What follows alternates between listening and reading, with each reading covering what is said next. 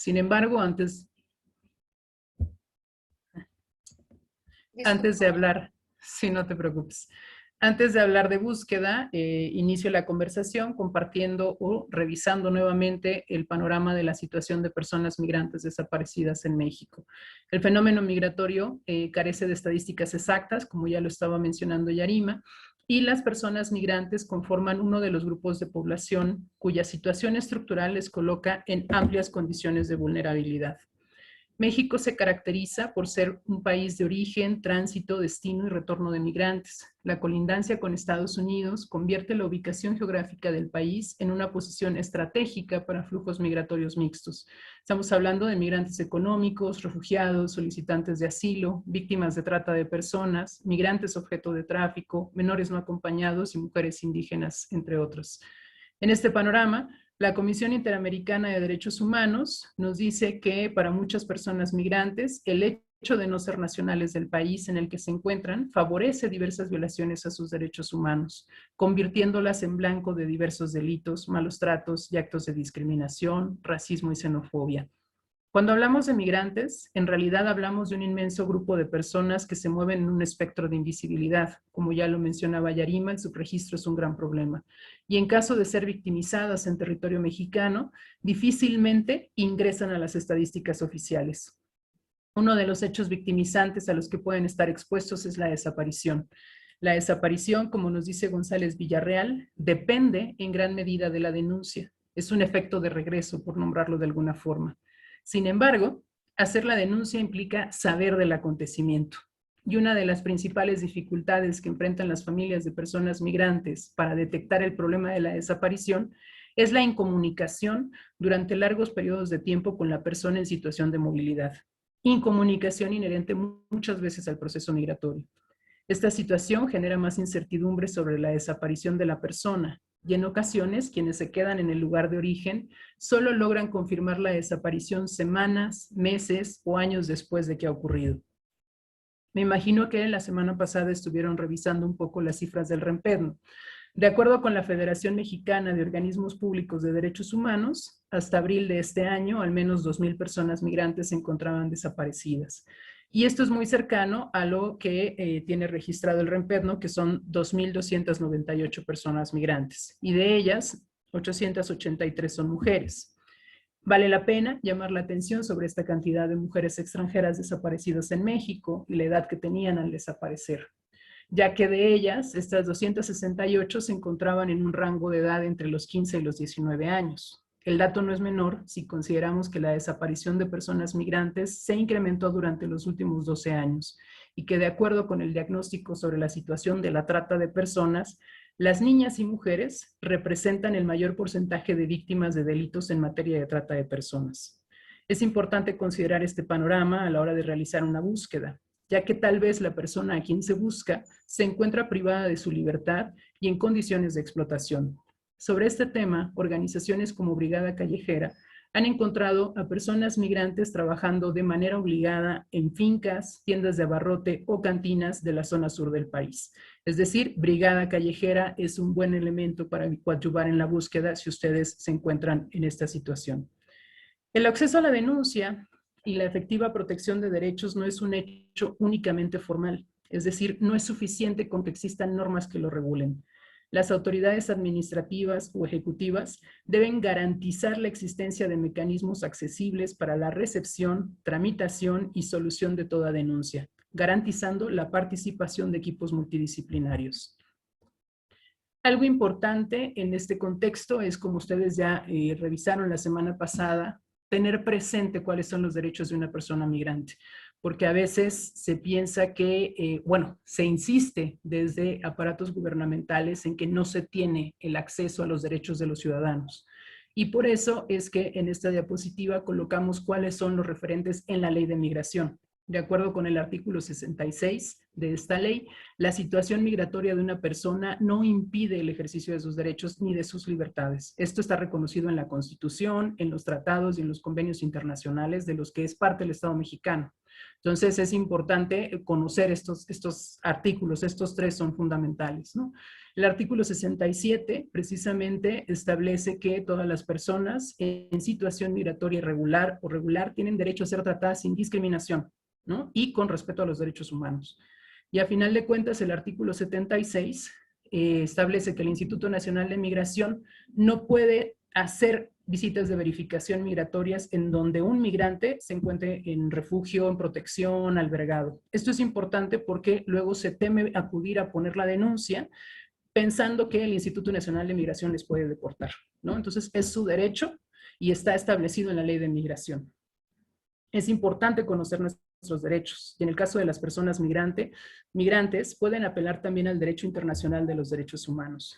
Las personas desaparecidas, esto lo pueden encontrar en la guía informativa publicada por ICR, Fundación para la Justicia y el Estado Democrático de Derecho en México. Esto es de 2018. Y precisamente es recordar que las personas desaparecidas y sus familiares no pueden ser discriminados. Y esto aplica y siempre para las personas migrantes. Toda familia tiene derecho a saber lo que ocurrió y los familiares de personas migrantes desaparecidos tienen derecho a saber qué pasó con su ser querido, incluido el paradero, ¿no? Las familias tienen derecho a que se busque a su ser querido y esto implica solicitar, exigir a las autoridades que realicen una investigación eficaz y que encuentren a las autoridades. Las autoridades, asimismo, tienen la obligación de mantenerlas informadas de la evolución y los resultados de las investigaciones, ¿no? Porque a veces justo hay ese trato diferenciado entre quienes son reconocidos por ser ciudadanos y quienes la autoridad decide que no tiene ese derecho. Está en la Constitución, está en la ley de migración y está avalado en el derecho internacional. A final de cuentas, uno de los principales derechos es que se haga justicia. Los procesos de búsqueda de las personas desaparecidas, la investigación, la identificación, debe contribuir al esclarecimiento de los hechos, a reconocer el sufrimiento de las víctimas, ¿no? Y a la atribución de responsabilidades de los autores y partícipes, si así lo decide la familia. Y esto es importante por el contexto de violencia, amenaza y persecución en el que estamos viviendo. Entonces, si las familias deciden buscar la atribución de responsabilidades, es su derecho y la autoridad lo tiene que reconocer. Y las autoridades judiciales tienen la obligación de investigar la desaparición de su ser querido, ¿no? Y encontrar a los responsables. Entonces, recordemos que ningún ser humano es ilegal. Eso que se llama ilegalidad, y lo nombro con comillas, es un estatus jurídico que indica la jerarquía en la que un Estado instaura relaciones de reconocimiento e invisibilidad con las personas. La ilegalidad es un borramiento de la personalidad jurídica de alguien, porque las autoridades no les permiten ejercer un derecho, llámese alimentación, vivienda, salud o empleo. Por eso es importante que repitamos siempre, ningún ser humano es ilegal. Desde el momento en el que tú te consideres que una persona migrante es víctima de desaparición en México, puedes acudir a cualquier consulado o agregaduría de la Fiscalía General de la República para realizar un reporte o presentar tu denuncia por desaparición. Por mandato constitucional, México tiene el compromiso de atender los acuerdos y convenios que protegen los derechos de las personas migrantes. Además de la ley de migración y de su reglamento, hay un conjunto de leyes que, aunque no forman parte del cuerpo normativo directo, se vinculan de manera indirecta con el tema migratorio. Para los casos de desaparición de personas migrantes, es importante saber que existen las leyes llamadas de protección. Y estamos hablando entonces de la Ley Federal para Prevenir y Eliminar la Discriminación del 2003, la Ley para Prevenir y Sancionar los Delitos en Materia de Secuestro del 2010, la Ley para la Protección de Personas Defensoras de Derechos Humanos y Periodistas del 2012, la Ley General de Víctimas, por supuesto, del 2013, la Ley General para Prevenir, Sancionar y Erradicar los Delitos en Materia de Trata de Personas y para la Protección y Asistencia en Materia de estos Delitos del 2012, la Ley General de los Derechos de las Niñas, Niños y Adolescentes del 2014 y, por supuesto, la Ley General en Materia de Desaparición Forzada y por Particulares y del Sistema Nacional de Búsqueda de 2017. Agregado a lo anterior, tengan o no una ley migratoria, en cada uno de los estados de la República cuentan con una oficina estatal de atención a migrante. Como pueden ver, lo que nosotros fuimos recopilando en esa guía es un conjunto de pasos que ustedes pueden seguir, de instituciones a las que pueden acudir para localizar a su ser querido. Agreguemos a esto que desde 2015 se creó el Mecanismo de Apoyo al Exterior, el acrónimo es MAE, y de acuerdo con sus lineamientos, las instituciones mexicanas están obligadas a implementar acciones y medidas que faciliten el acceso a la justicia de las personas migrantes y sus familiares. Es decir, este mecanismo tiene como objetivo que las familias y seres queridos de las personas migrantes puedan acceder desde su país a las instituciones del Estado mexicano para hacer valer sus derechos. El mecanismo permite recabar la información del caso y analizarla para tomar medidas, y propicia que las embajadas y consulados puedan aportar y o solicitar información sobre el caso. Ya en términos, espero que se pueda ver bien en sus pantallas, de inicio de la búsqueda, dentro de la guía ustedes van a encontrar herramientas como esta, que es el análisis de contexto. Para iniciar una búsqueda de manera efectiva es necesario reconstruir, en la medida de lo posible, cuáles fueron los últimos pasos conocidos de la persona a la que buscas. El análisis de contexto a veces suena como una herramienta para ultra especialistas, alejada y distante de nosotros, pero en realidad es colocar en el centro a la víctima, pensar y preguntarnos quién es la persona desaparecida. Y para esto, las familias, la persona que estaba inmediata a quien desapareció, es quien tiene la mayor cantidad de información. Es importantísimo esto que se conoce como enfoque diferenciado, que tiene que ver con el género, con los derechos humanos y los derechos culturales. Es decir, cómo se adscribía a la persona, a qué género se adscribía, era indígena, y buscar siempre el respeto a lo que la persona decidía en caso de que haya sido un alejamiento por voluntad propia. En el análisis de contexto, nosotros tenemos que tener claro que la situación cambia de región en región. Y entonces el que ustedes reconstruyan el espacio en el que habitaba la persona a la que están buscando les puede permitir identificar patrones de criminalidad que pudo poner en riesgo a quien está desaparecido. Y esto hace que veamos cuál es la edad de esa persona desaparecida, cuáles eran sus actividades, y volvemos al tema de género. Porque en el contexto de desaparición es crucial saber si hay un contexto feminicida, si estamos en un corredor de trata, para saber que esta jovencita de entre 15 y 19 años puede encontrarse en un circuito de trata, porque eso nos permite hacernos preguntas sobre la desaparición y sobre eso lanzar una ruta de búsqueda. En este sentido, podemos ubicar zonas de desaparición. Ustedes pueden buscar información en los periódicos, con los vecinos, saber si ha habido otros eventos, para poder hacer mapas de ese lugar en el que habitaba la persona desaparecida. Todas estas herramientas nos las proporcionaron o nos las describieron las familias con las que trabajamos, y consideran que la comunidad tiene muchísima información. Puede parecer muy riesgoso, pero justo es hacerle preguntas a las personas que están en los puestos de revistas, a los tenderos, y ellos te van a ir ubicando en el territorio para poder establecer nuevamente rutas de búsqueda. La búsqueda no es un camino lineal, sino un proceso con cierta circularidad que en ocasiones te llevará de regreso al punto de partida, y eso te hace reformular la pregunta. Esto les puede llevar a pensar que no toda búsqueda es fallida. Es decir, tenía yo la hipótesis de que tal vez estaba en la casa de seguridad de tal colonia. Llegamos ahí, no estaba. Eso es un aporte. Regresas porque a final de cuentas estás descartando una ruta que pudiste considerar como efectiva.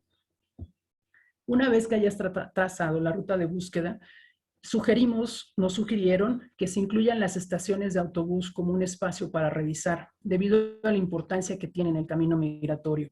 Estos muchas veces son el punto de conexión entre las personas y un nuevo guía para continuar el trayecto cuando es una persona que se dirige hacia Estados Unidos o solo pasó por Ciudad de México para llegar a otra ciudad. Es importante considerar también los espacios de internamiento. Estos son lugares clave para los procesos de búsqueda, particularmente con procesos migrantes que pueden ser conducidas a centros de detención para luego ser deportadas. No permitan que las autoridades mexicanas cancelen acciones de búsqueda o se deslindan de sus responsabilidades bajo el argumento de que la persona migrante posiblemente ya cruzó la frontera, ¿no? O sea, justo lo que van a hacer en muchas ocasiones es decir, no, pues es que es migrante, entonces seguramente ya se trasladó a otro lugar. Y me gustaría compartirles esta herramienta que diseñó Sin Fronteras, porque en un proceso de búsqueda les puede ser de muchísima utilidad. A ver, permítanme. Ya saben que en los formatos virtuales siempre trastabillamos un poco, pero ahí vamos. Estamos aquí. Sin Fronteras, esto pueden encontrar en el micrositio, desarrolló esta página justamente para ayudar a personas migrantes. Y si ustedes ingresan a esta sección que dice mapa, van a encontrar la maravilla de que ellos ya sistematizaron georreferenciadamente la información sobre albergues, sobre hospitales. Y ustedes ya nada más tienen que elegir el estado en el que van a hacer la búsqueda. Supongamos que la última vez que escucharon de su ser querido estaba en Tlaxcala o estaba en Querétaro. Bueno, mi internet decidió no trabajar rápido justo en este momento. Y ustedes eligen el estado y les despliega, aquí está. Ustedes van a poder ver dónde están las clínicas de salud mental, dónde hay una embajada, un hospital, una institución de gobierno. Esto está pensado para la ruta migratoria. Sin embargo, justo como está pensado para la ruta migratoria, es una herramienta crucial en un proceso de búsqueda, porque ustedes ya eligen el estado y saben que pueden visitar ese albergue georreferenciadamente. Les van a aparecer las direcciones. Saben en dónde hay organizaciones civiles que ayudan a los migrantes, porque ustedes saben que en esos espacios tal vez, o pueden intuir que en esos espacios recibieron a su ser querido, tienen un rostro o tal vez lo recuerden. Entonces, esta herramienta es de Sin Fronteras, está contigosinfronteras.org o la pueden encontrar desde el micrositio de la guía, ¿no? A final de cuentas, lo que hicimos fue eso, compilar un conjunto de herramientas que han desarrollado tanto los colectivos como organizaciones para ayudar a la búsqueda y encontrar a personas desaparecidas. En este sentido, nos gustaría compartir un poco la lógica que tiene el Servicio Jesuita a Migrantes, porque ellos ya han desarrollado todo un sistema de acompañamiento para hacer búsqueda en vida. Si alguien tiene una persona desaparecida en México que tenga menos de un año de haber desaparecido, pueden hablar a este servicio y presentar su caso. Ellos, como les decía, atienden casos que tienen un año de desaparición, porque lo que hacen es empezar a comunicarse con los consulados del país. Es algo que muchas personas en el extranjero no pueden hacer porque los consulados no contestan. Hay consulados muy herméticos que no dan información. En esto, recordemos lo del análisis de contexto, que tiene que estar colocada en el centro la víctima, ¿no? Pensando en sus características. Y en ese sentido es importante considerar la situación de países como Cuba, Venezuela o Nicaragua. Es muy probable que los consulados no tengan información sobre las personas o que la misma familia no quiera preguntarle al consulado. Y esto es lo que nosotros tenemos que ir mapeando y colocando en el diseño de nuestra ruta de búsqueda. Una vez que el servicio jesuita llamó a los consulados, hacen llamadas de investigación en centros de investigación del Instituto Nacional de Migración, particularmente en Ciudad de México, Puebla, Ciudad Juárez, Tapachula y Tlaxcala. Para el servicio jesuita de ayuda al migrante es importante que la persona que presenta el caso sea un familiar directo, porque asumen que son quienes tienen más información. Entonces, esto varía, porque imaginemos que hay una persona migrante que ingresó a México hace 6 meses y la persona en el lugar de origen está en una comunidad retirada, está en una comunidad indígena, con poca conexión a la tecnología, no forzosamente va a ser quien tenga más información. Entonces, de los consejos que dan desde las rutas migrantes de personas centroamericanas, por ejemplo, es ubicar con quién se está moviendo tu ser querido en México. ¿Sabes qué? Llegué con 3 personas, estas 3 personas me acompañaron, y estar mencionando todo el tiempo.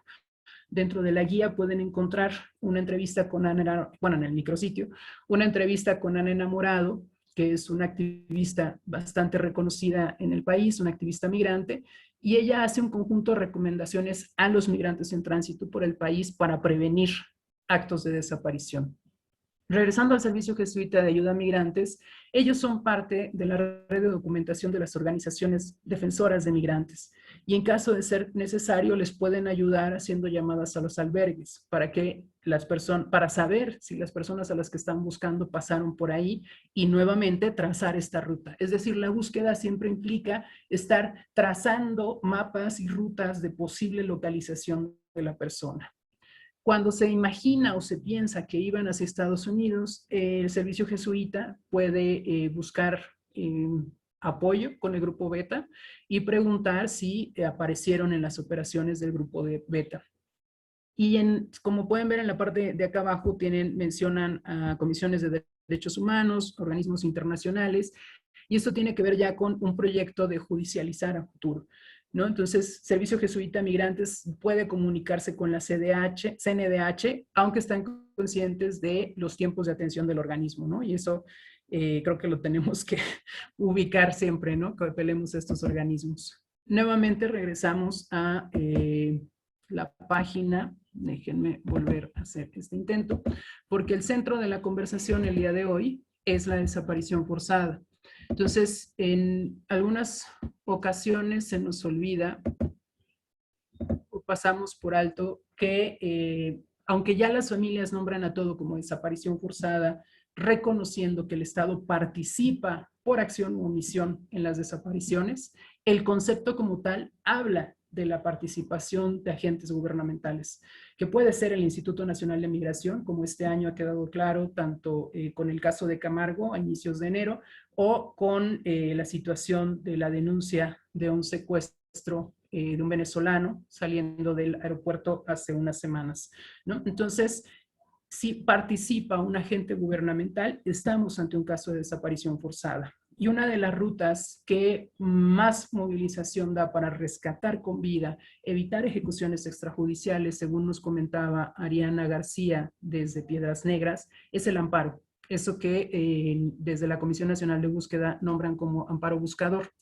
En el micrositio, que es este que están buscando y del que he hablado a lo largo de la presentación, colocamos del modelo editable, descargable, el modelo de amparo que han diseñado desde Piedras Negras. Es decir, ustedes lo pueden descargar desde aquí y colocar los datos de la persona a la que están ustedes buscando. Este micrositio, como pueden ver, tiene la intención de acompañarles, de ayudarles, si es posible, en el proceso de búsqueda, y colocamos ahí varios consejos que nos fueron compartiendo las personas que trabajan activamente y de manera constante en la búsqueda. Y precisamente por eso es que cierro mi participación el día de hoy con estos tips que nos parece importante. Los primeros días, incluso meses de la desaparición y de un proceso de búsqueda, los seres queridos y las personas que están activamente participando se olvidan de sí mismas. Y algo que debemos tener presente es que si nosotras no nos cuidamos, si las buscadoras no se cuidan, si los buscadores no se cuidan, puede mermar el proceso de búsqueda. Y a partir de ahí, dentro de la guía pueden encontrar ustedes sugerencias para su cuidado. Sabemos que la situación puede ser muy complicada, pero la capacidad de participar en un proceso de búsqueda requiere que ustedes tengan sus capacidades físicas y su atención emocional administrada lo mejor posible. Y esto tiene que ver con que brinden un espacio para sus emociones, es decir, sí es importante reconocerlas, sí es importante reconocer cuando estamos cansadas, a pesar de el dolor que causa la desaparición de un ser querido, es importante cuidarnos para continuar en el proceso de búsqueda.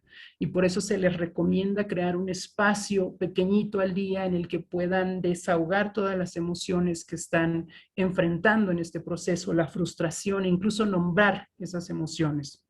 Frente a esto, algo que sucede mucho con algunas buscadoras, buscadores, es la sensación de culpa, por eso que te van diciendo las autoridades, ¿no? Esa criminalización que podemos encontrarnos en la sociedad, en las comunidades y que redunda en una introyección por parte de los buscadores. Entonces, no es su culpa, ¿no? Sino de toda la estructura que les negó los derechos a las personas que fueron desaparecidos.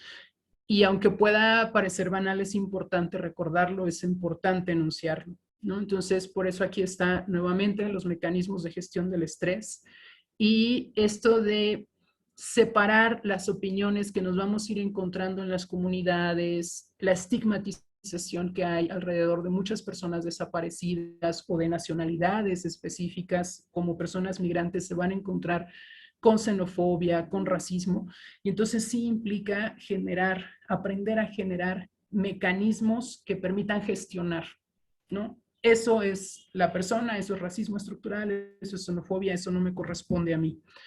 Y a final de cuentas insistimos en que no es una situación para avergonzarse, ¿no? Ustedes en algún momento pueden agotarse y eso puede implicar una pausa en el proceso de búsqueda.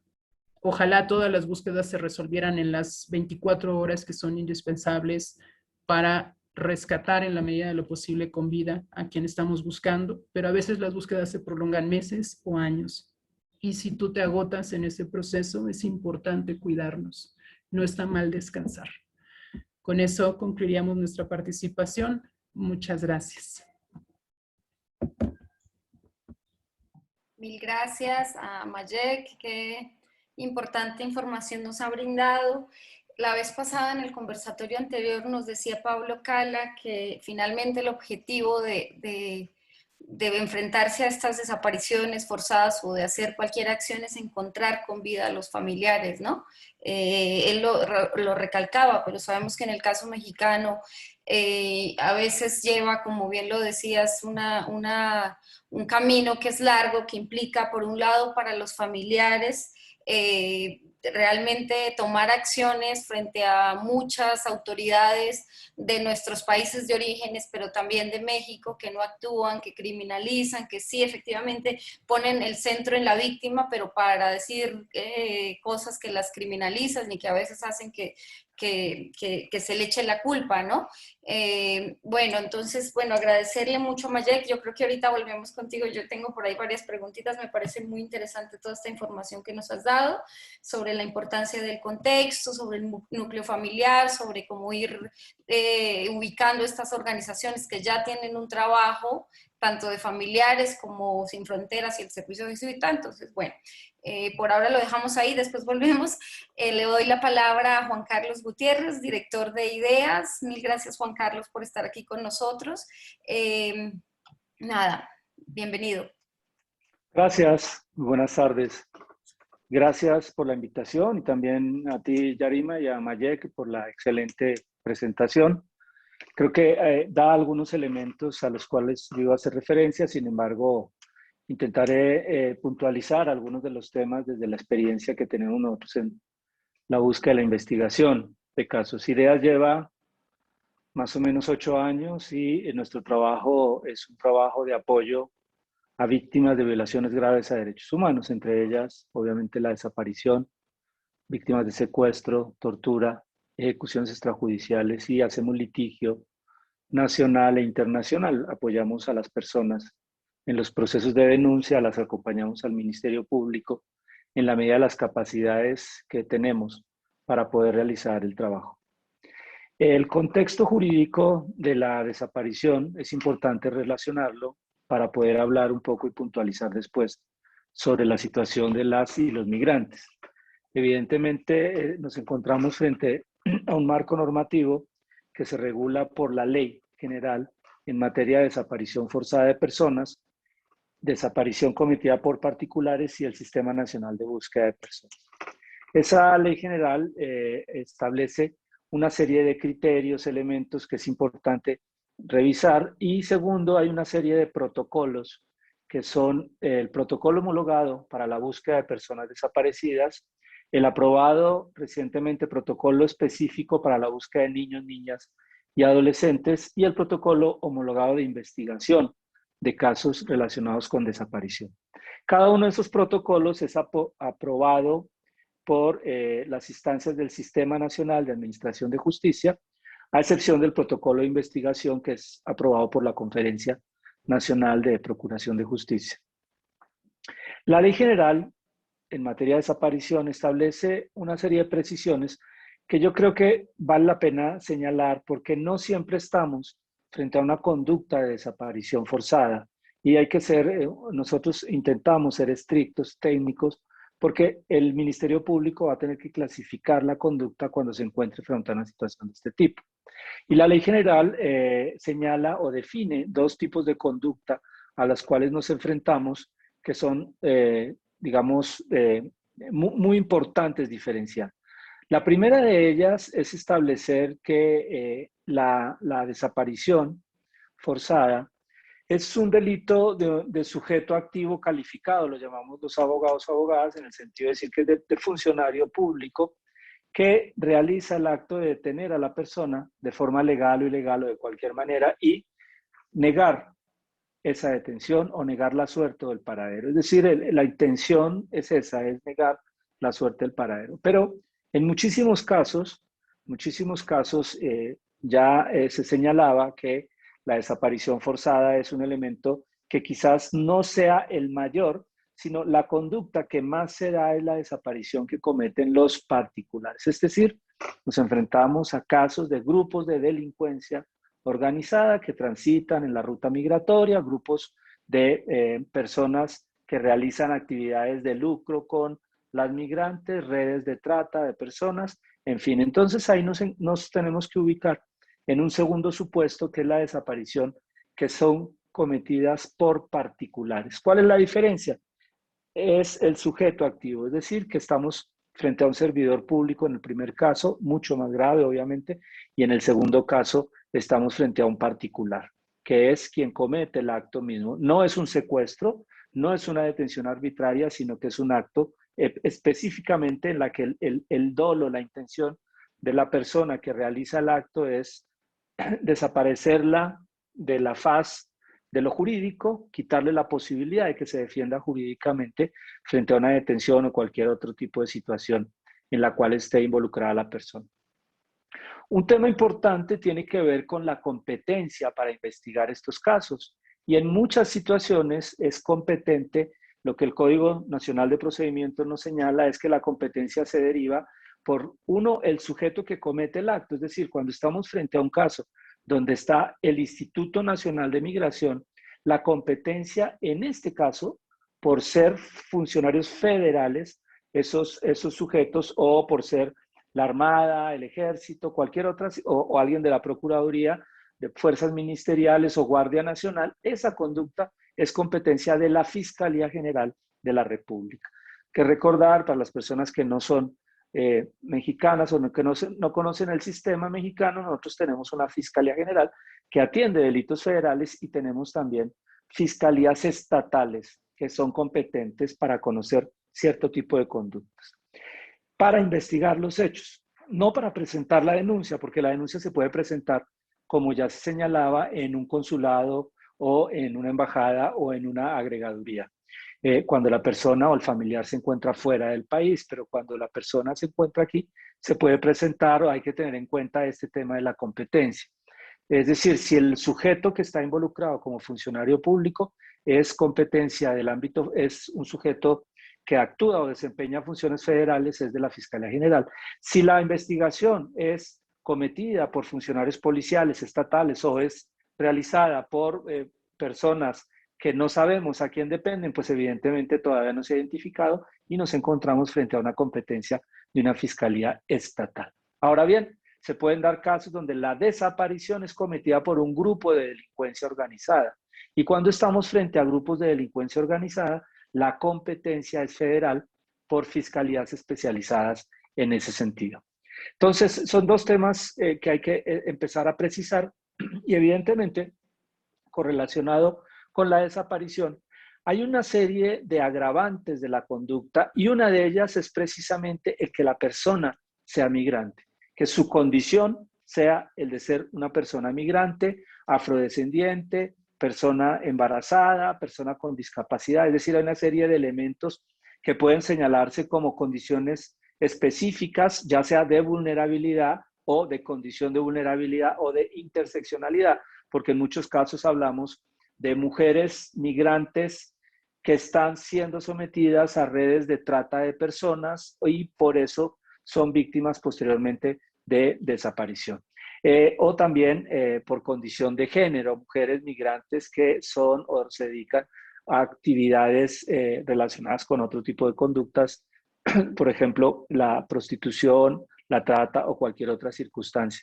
Y entonces esos hechos hay que analizarlos, y ese elemento es un agravante de la conducta, es un agravante si la condición de la desaparición se da por la condición de ser migrante, o de ser mujer, o de ser una persona que por esa situación se realiza el acto. Ahora bien, hay delitos que se vinculan con la desaparición, por ejemplo, destruir total o parcialmente los restos de una persona. Nos hemos encontrado en México, tenemos una situación dramática de hallazgos, de restos, muchos de los cuales pueden llegar a ser personas no identificadas, y también otra serie de conductas como detener o transportar niños o niñas que no están identificados, que puede también darse para situaciones relacionadas con la trata.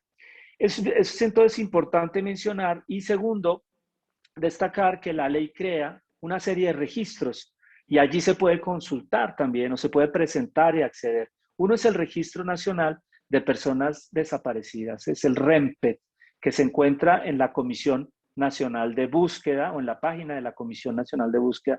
Quizás en el chat ahorita podemos poner el link de la Comisión Nacional de Búsqueda. Ahí está el REMPED, donde está el registro que nos da los datos. Pero en el REMPED también se pueden presentar denuncias o reportes de una persona desaparecida. Entonces, allí debes acudir a la página web del REMPED, de la Comisión Nacional de Búsqueda, Reporte de Personas Desaparecidas, CEGOP, y allí vas a incluir en el reporte los datos que ahora voy a precisar, que conozcas sobre la desaparición de la persona y así como probables hipótesis del paradero de la persona. Ese registro que se crea por parte de la ley, también creamos otros registros, y uno que tiene que ver con el tema de desaparición es el registro administrativo de personas detenidas, que es muy importante también y que se lo trabaja la Fiscalía General de la República, porque puede ser que la persona migrante se encuentre en condiciones de detención y por tanto la tenemos que buscar en el sistema de las detenciones o en el sistema carcelario, y eso obviamente lo tendría que hacer la entidad encargada de la búsqueda de la persona desaparecida. Ahora bien, ¿quién busca en México? ¿Quién tiene que buscar?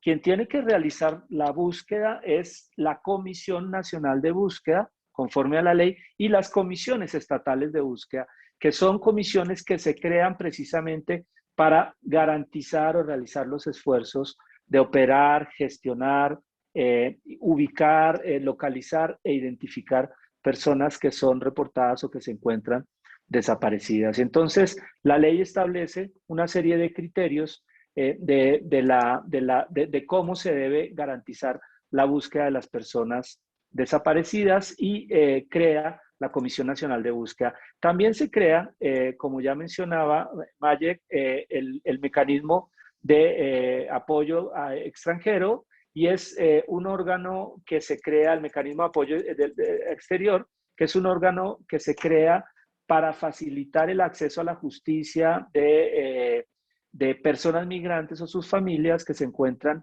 en el país o que se encuentran fuera del país y que requieren acceder al ordenamiento jurídico mexicano para solicitar la búsqueda de una persona que se encuentra desaparecida. Entonces, el mecanismo de apoyo exterior se crea con ese fin, y dentro de las funciones que se tienen está el de la Comisión Nacional de Búsqueda, de coordinar con las autoridades consulares para garantizar que se realicen las búsquedas con el mecanismo de apoyo exterior, que depende de la Fiscalía General de la República, que es quien coordina ese mecanismo. El reporte de la desaparición se puede realizar por cualquier medio, llamémoslo así, y en ese reporte, ya sea por llamada celular, se puede hacer vía telefónica, un WhatsApp, hay un número que está en la Comisión Nacional de Búsqueda, que está señalado en la página. Inclusive se puede llamar al 911, se puede hacer la denuncia por algún medio digital y se puede dejar radicada allí la denuncia y presentarla. Ahora bien, también se puede hacer una denuncia ante una instancia notarial, se puede presentar ante un notario del país y hacerla llegar o a llegar por medio de un notario en el país del que la persona se encuentre, presentar la denuncia y hacerla llegar vía correo postal. ¿Qué datos se piden en la denuncia? Bueno, básicamente no hay que esperar 72 horas, hay que hacer la búsqueda de forma inmediata. Ya lo decíamos, o se señala que la búsqueda de niñas, niños o adolescentes es inmediata, se debe detonar, como se señala, de manera inmediata. Y también estamos necesitando de tener algunos datos ya para formalizar la denuncia. Por ejemplo, el nombre, la edad de la persona desaparecida y algunos datos generales que tienen que ver con los elementos que me permitan saber qué fue lo que sucedió, también para darle a la autoridad elementos necesarios, como por ejemplo, dónde fueron los hechos, dónde se dieron las circunstancias de tiempo, modo y lugar, qué características tenía la persona, con quién se encontraba, qué hacía la persona, qué se dedicaba, cuál es la descripción física, la estatura, el peso, rasgos morfológicos, tamaño de la nariz, dentadura, si la persona tiene o no tatuajes, los antecedentes mucho más precisos de dónde se encontraba, cuándo, el día anterior, qué hizo el día posterior, con quién posiblemente se encontraba, si manejaba un vehículo o no. Es decir, hay que intentar tener una narración pormenorizada de lo ocurrido y de esa manera garantiza que la autoridad, se supone, pueda actuar de forma más rápida, seguir la ruta de la persona a efectos de que la autoridad pueda buscarla en términos de la información que se le pueda brindar, porque evidentemente ante una situación tan dramática como la que se vive en este tema, en 80.000 casos, la necesidad de dar información más concreta va a ayudar a focalizar las acciones de búsqueda. También hay otra serie de elementos que pueden preguntarse a la persona en la denuncia o que se pueden aportar, como por ejemplo, cuál era su rutina, con qué lugares frecuentaba, si salían horas de la noche, etc. Es bien importante pensar que la búsqueda urgente es una búsqueda que se denomina búsqueda diferenciada y entonces hemos señalado que no es lo mismo buscar a una niña desaparecida en el Estado de México, en Toluca o en cualquier otro lugar, a buscar una migrante mujer que viene en la ruta migratoria y que va hacia los Estados Unidos. Ya en el protocolo homologado de búsqueda se realizan las diligencias o se establecen en el protocolo homologado de búsqueda cuáles son las diligencias que se deben realizar respecto a la búsqueda de un migrante específicas que ahora al finalizar voy a señalar. ¿Qué es importante tener en cuenta? Además, es importante tener en cuenta que el Ministerio Público debe abrir una carpeta de investigación que pasada un tiempo de la apertura de dicha carpeta, cuando se agote todas las diligencias iniciales de búsqueda,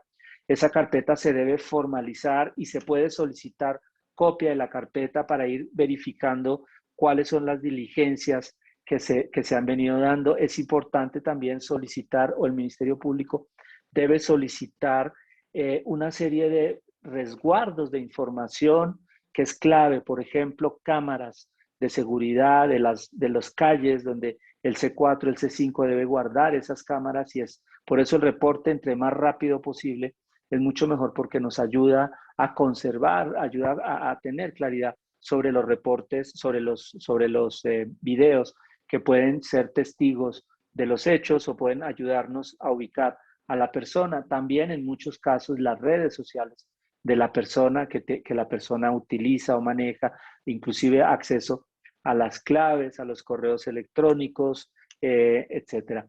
En caso de migrantes, es importante señalar que el Ministerio Público debe dar aviso a los puertos de salida y entrada de personas, es decir, a aeropuertos. También se debe focalizar su búsqueda en lugares donde el migrante se encuentra o puede estar, que son estaciones de autobuses, aeropuertos, estaciones o rutas de transporte de ferrocarril, etcétera, que puedan establecer el lugar donde pudo haber ingresado o pasado la persona. Entonces también el Ministerio Público, por ejemplo, si la persona va en un vehículo, debe solicitársele que dé aviso a la red de CAPUFE, que son caminos y puentes federales, o a los lugares donde a las casetas de cobro. Y también es bien importante solicitar si la persona tenía recursos, dinero o usaba una tarjeta, pues el rastreo de sus tarjetas de crédito, los movimientos bancarios y las tarjetas o los recursos que hubiese utilizado. Por ejemplo, pudo haber sacado dinero de un cajero automático.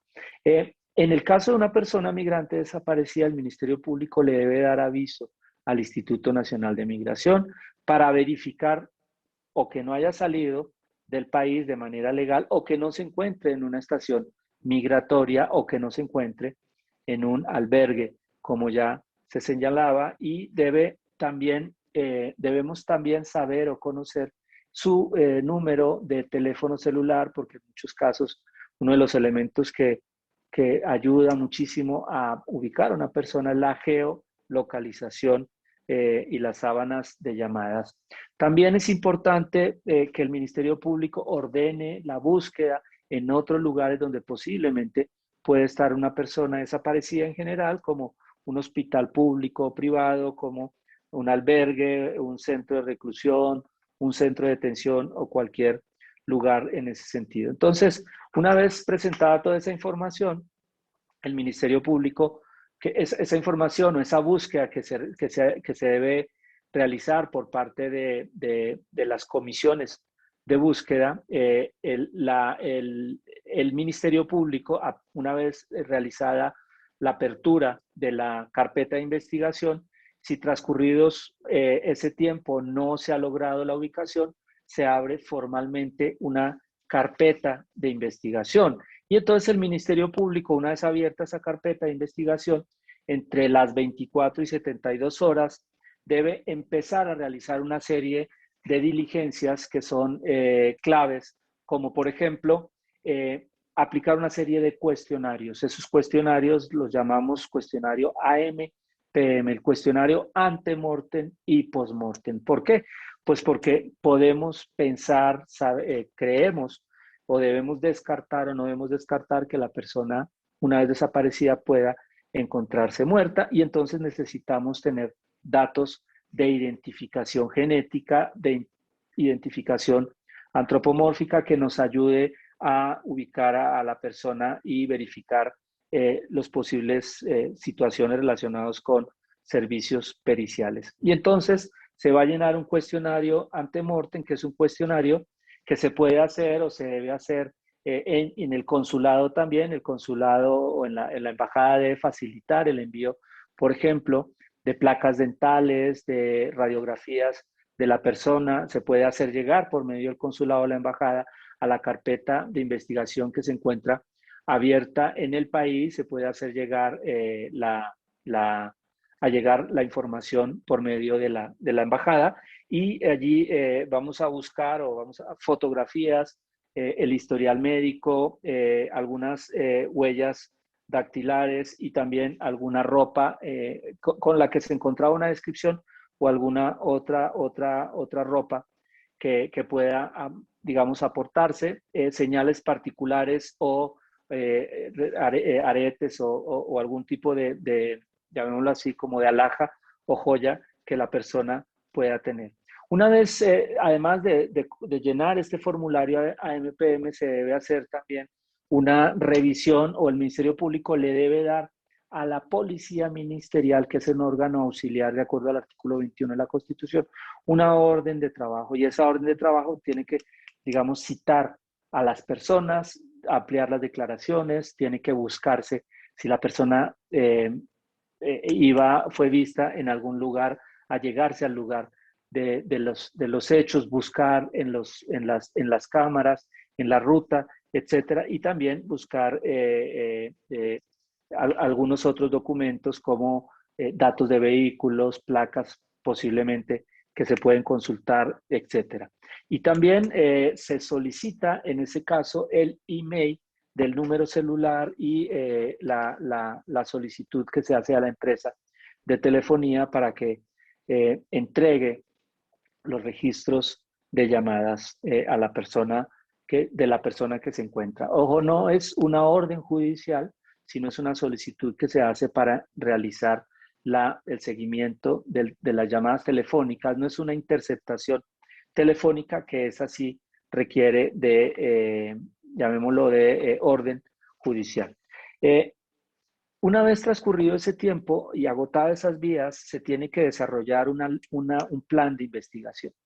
Y ese plan de investigación tiene que establecer una línea para saber qué indicios existen, si estamos o no frente a una situación donde participen agentes estatales, o si la persona, transcurrido ese tiempo, ya se ha ubicado ya ha aparecido, ya ha dado razón de su paradero, y en esa línea de investigación también debemos ubicar, insisto, si estamos frente a una desaparición forzada o, no, o una desaparición cometida por particulares, y también cuáles serían las líneas que hay que agotar y las razones por las cuales posiblemente se ha o debe haber realizado esa situación. Entonces, para eso nos encontramos en ese caso en la necesidad de analizar contextos. Esos contextos pueden ser contextos generales de la situación, pueden ser contextos geográficos, pueden ser contextos específicos del lugar donde suceden los hechos, o pueden ser contextos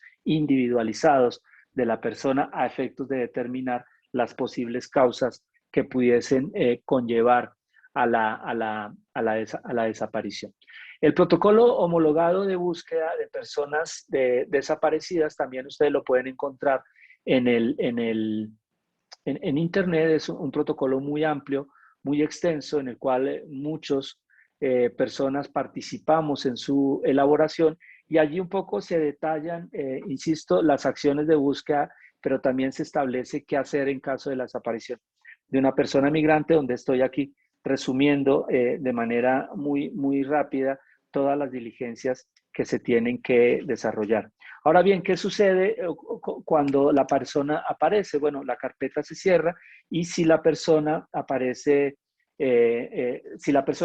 con vida, evidentemente se debe informar de la localización a las autoridades consulares en el caso de migrantes, o a la familia si se tienen los medios para hacerlo, y si la persona aparece sin vida, pues evidentemente viene un proceso muy complejo, que es un proceso que se desarrolla sobre la orden que da el Ministerio Público de identificar el cuerpo o los restos de la persona, y allí se utiliza el formulario antemortem y postmortem para que los servicios periciales desarrollen la diligencia de levantamiento de cadáver, desarrollen la posible identificación genética si se tienen los bases de datos genéticos, realice los cotejos con álbumes fotográficos, cards de personas NN no identificadas, porque también la Ley General crea el Registro Nacional de Personas No Identificadas, y también crea otro registro,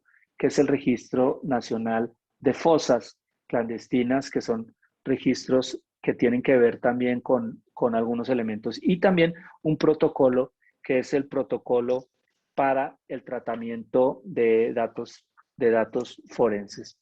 Ese es un poco las acciones. Hay obviamente organizaciones que realizan una serie de asesorías, como nosotros, en la medida de la disponibilidad y de la capacidad humana que tengamos para aportar, pero bueno, dejo señalado entonces que la Ley General en materia de desaparición establece los elementos mínimos para la búsqueda. También dejo señalado el protocolo homologado para la búsqueda de las personas desaparecidas, que se encuentra así en Internet y lo podemos copiar en el chat, y también el protocolo homologado de investigación, que es un protocolo que se aplica por parte de la Fiscalía General de la República y las fiscalías estatales.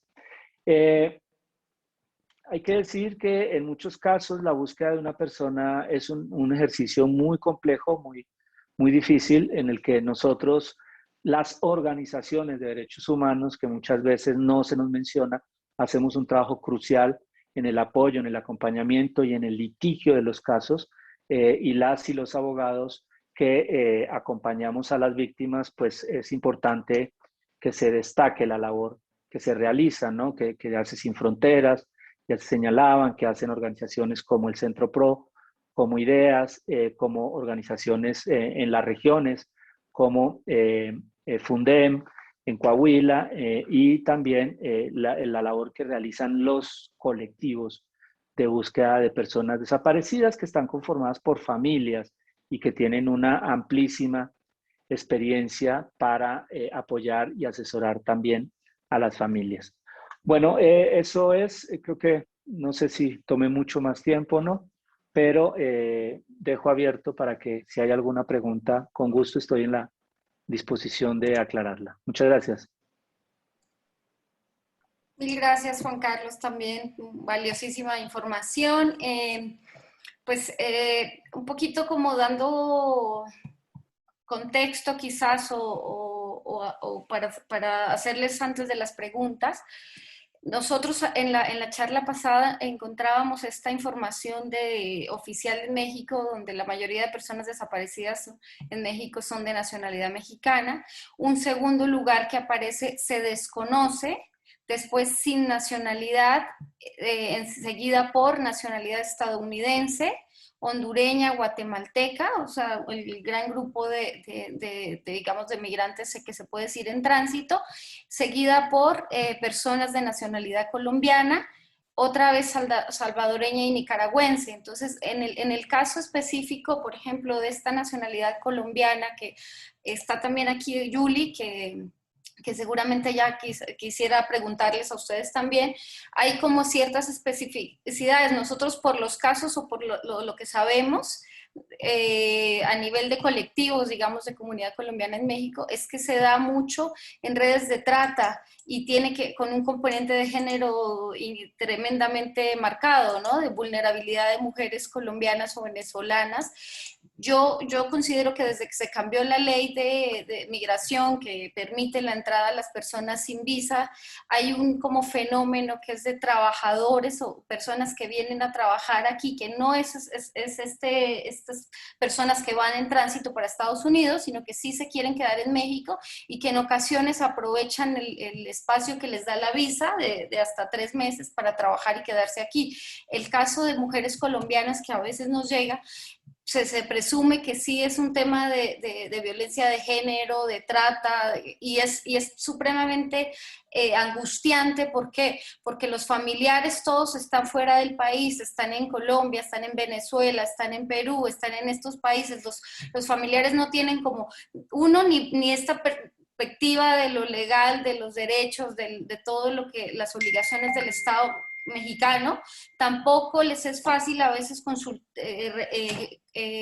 comunicarse con embajadas y consulados, no sé en caso de Venezuela, por ejemplo, pero en el caso de Colombia, el consulado es el que hace como estos servicios a ciudadanos, la embajada hace como otro tipo de negocios internacionales o yo qué sé. Entonces no les es fácil desde el país de origen empezar a acceder a este tipo de derechos. Y de principio nosotros nos enfrentamos a varias cosas. Uno, que no saben ni siquiera que han pasado 2 semanas o 3 semanas cuando se enteran de la desaparición de su familiar, empiezan como a tratar de ubicarlos y entonces a veces le dicen a uno, no, estaba en México, y uno, bueno, ¿en qué parte, no? Como esta ubicación puntual, que es lo que ustedes refieren a que cualquiera tiene que entrarle al tema del contexto porque por ahí se empieza, ¿no? Entonces es ver el mapa y decir, bueno, a ver, ¿dónde está? La última vez que me dijo estaba en Jalisco, que Jalisco es uno de los lugares que más refieren a desaparición forzada, por ejemplo, de personas colombianas. Y la otra es que ya como entrando a las preguntas, ¿no? Esto, digamos, yo lo veo como sí un agravante, que es mujeres migrantes, ¿no? ¿Cómo se accede a este mecanismo de apoyo en el exterior que mencionó Juan Carlos desde familiares que están en su país de origen? Se puede hacer, digamos, de alguna manera virtual, yo qué sé. También la vez pasada nos contaron que en Colombia también ante la Fiscalía había un mecanismo de búsqueda urgente, que en teoría en Colombia se lo debían recibir a las personas aunque el delito se hubiera cometido fuera del país, ¿no? Esa es como otra pregunta también un poco para Juan Carlos. Lo otro que decían, hay un criterio de clasificación en México que separa desaparición forzada con presunción de un delito o no localización, ¿no? Que era lo que decía también Juan Carlos ahorita. ¿Con qué criterio pues la fiscalía o la persona que recibe la denuncia lo clasifica? Porque a lo mejor si uno llega y como estos familiares que están fuera del exterior y no saben si en los últimos meses su familiar estaba en realidad aquí en una situación de riesgo, ellos simplemente pueden decir, se fue a Cancún de vacaciones, ¿no? Pero no sabe, ¿cuál es el criterio para determinar si sí hay una presunción de delito o no, ¿no? Otra pregunta que tengo, que es, yo sé de cifras, incluso de la Fiscalía aquí, que dicen que solo el 1% de los delitos contra personas migrantes se judicializa, ¿no? Entonces ahí que me parece re importante todo esto que mencionan de los familiares y de la labor de las asociaciones pidiendo apoyo y trabajo, porque me parece que también la impunidad y todo lo que ocurre en México pues es sabido, y no solo para personas migrantes, sino para personas mexicanas que estamos aquí, que tampoco es muy fácil acceder a la justicia, ¿no? En esto que mencionaban de las competencias de locales, estatales, hay otro gran tema, que es que cuando uno llama lo remiten de una a la otra, ¿no? O sea, generalmente no hacen esta labor que mencionaban como de transmitir o de dar el mensaje, de servir de puente, sino que más bien dicen llamen a la fiscalía de tal, ¿no? Entonces, lo mismo, el familiar desde el exterior busque por internet, a veces ustedes saben que esas conmutadoras es marque 3, marque 2, se vuelve un infierno esa efectividad, digamos, porque no es fácil como acceder. Entonces, bueno, como qué consejos o cuál es la manera de hacer más efectivos estos procesos, desde lo familiar hasta lo judicial, institucional. Entonces, habían dos preguntas en el chat, una que decía que de búsqueda humanitaria en Morelia, qué interesante. Sin embargo, otros migrantes desaparecidos también son los mexicanos que cruzan la frontera con Estados Unidos. Allí los esfuerzos por recobrar los cuerpos o dar con su paradero es insuficiente y tortuoso para la familia. Hay una, Lisbeth pregunta, y por ejemplo, si situación es de turista, pero está en situación de trata de personas con fines de explotación, ¿qué procedimiento? Que es un poco lo que mencionábamos, ¿no? No sé si Julie tenga una pregunta antes y después le damos la palabra a Mayek y a Juan Carlos para empezar a cerrar. Julie. Hola, gracias Yarima por permitirme estar en el espacio unos minutos. Muchísimas gracias a Mayek y se me olvidó, discúlpenme, el nombre del licenciado Juan Carlos, por wow, tan maravillosa información, es importantísimo. Yo creo que esto hay que impulsarlo mucho en todas las organizaciones que atendemos a migrantes. Yo, como ven, Julie Rodríguez, de Apoyo a Migrantes Venezolanos, yo siempre uso mi franelita para identificarme, y desde apoyando mucho lo que dice Yarima, y desde la posición como venezolana, aunque soy naturalizada ya, hablo en representación de la comunidad venezolana, hay algo que me llama la atención y creo que lo acaba de comentar Yarima. Por ejemplo, si haces la denuncia notarial, lo tienes que hacer desde el país de origen. ¿Cómo hacer, por ejemplo, en el caso de la comunidad venezolana, que tiene personas aquí en México desaparecidas desde hace algunos años, y en Venezuela todos sabemos que en Venezuela nada funciona? Esto no es algo, la denuncia notarial no es obligatoria o es una opción. Quisiera esa información como que mucho más clara. ¿Es necesaria o no es necesaria? Y en cuanto a la Comisión Nacional de Búsquedas, no sabía que había una Comisión Nacional de Búsquedas. Muy buena información. Informan que trabajan con las embajadas. En el caso de los venezolanos, todos sabemos que la Embajada de Venezuela no presta ningún apoyo ni colaboración con la comunidad venezolana que se encuentra en México. ¿Cómo hace la persona desde el exterior para comunicarse directamente con esta Comisión Nacional de Búsquedas y poder poner esta denuncia? Creo que esto sí hay que aclararlo un poquito más para la comunidad venezolana, porque allá es difícil que las personas tengan acceso a las redes por la falla de electricidad, porque el internet no está funcionando en línea general. Y otra es cómo podemos prevenir, que es algo que es una preocupación tanto de Yarima, que lo hemos conversado, como desde Apoyo a Migrantes Venezolanos, hacer para que la gente, evitar que la gente caiga en esta trata de personas. ¿Cómo podemos hacer?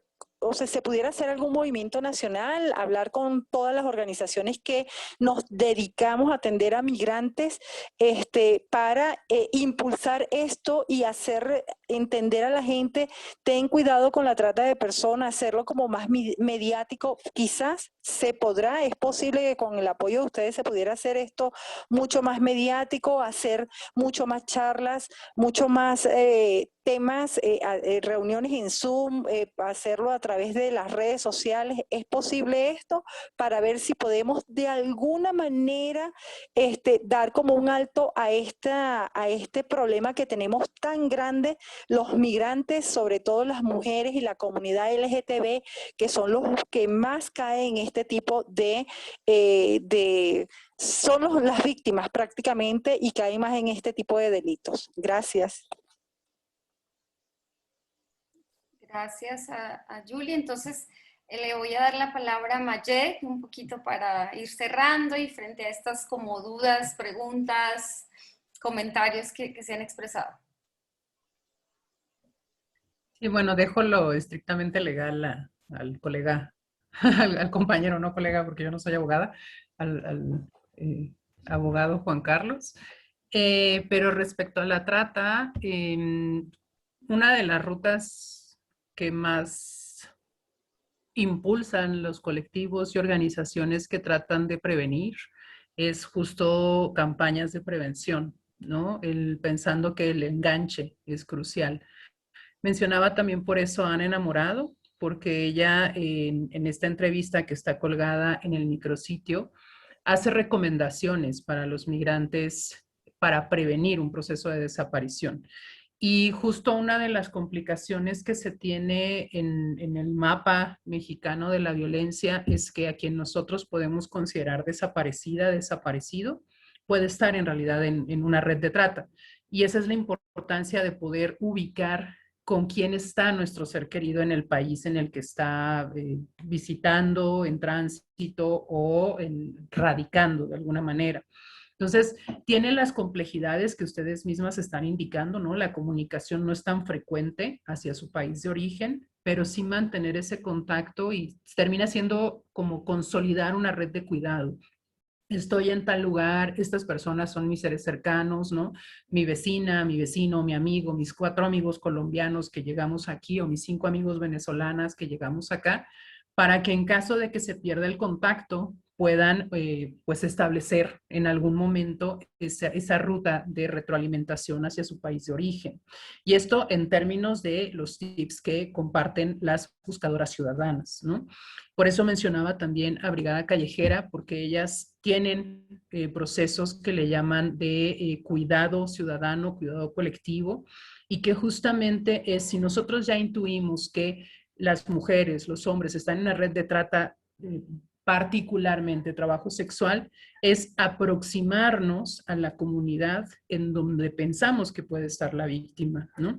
Y entonces esto implica escuchar a la comunidad, si puedes entrar, no puedes entrar, podemos rescatar y cómo hacemos ese rescate, ¿no? Entonces son estos grupos que han trabajado específicamente la trata de personas que pueden orientar sobre cómo tener esta cautela, cómo tener ese cuidado para en dado caso rescatar a una persona y contemplar que la trata lleva muchas veces implícito el enganche o este periodo, este tratamiento que se da a la víctima para que se convenza de estar con su captor, ¿no? En caso de trabajo sexual.